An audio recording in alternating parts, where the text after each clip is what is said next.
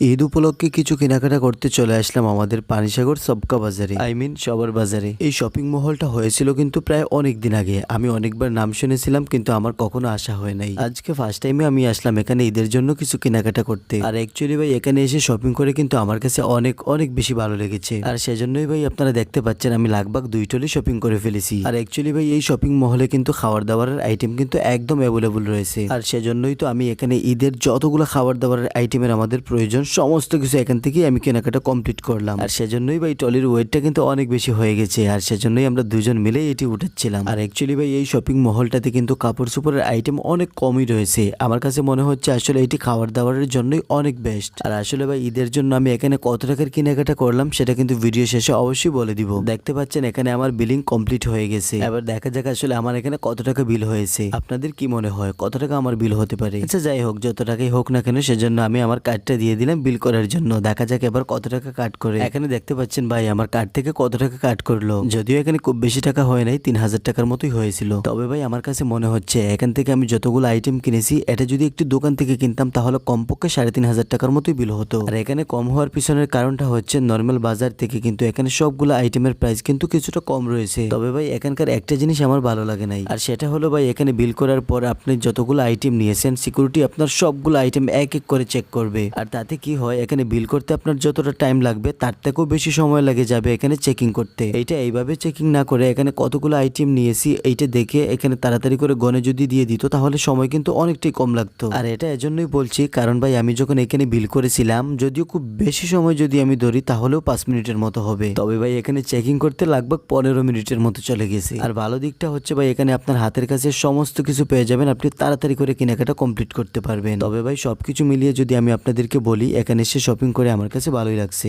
এবার ভিডিও শেষে আমি আপনাদের সবাইকে অগ্রিম ঈদের শুভেচ্ছা জানাচ্ছি। ঈদ মোবারক। তো আজকের মতো বিদায় নিচ্ছি, সবাই ভালো থাকবেন, সুস্থ থাকবেন। দেখা হবে আবার অন্য কোনো ভিডিওর মাধ্যমে আপনাদের সাথে। টাটা, আল্লাহ হাফেজ।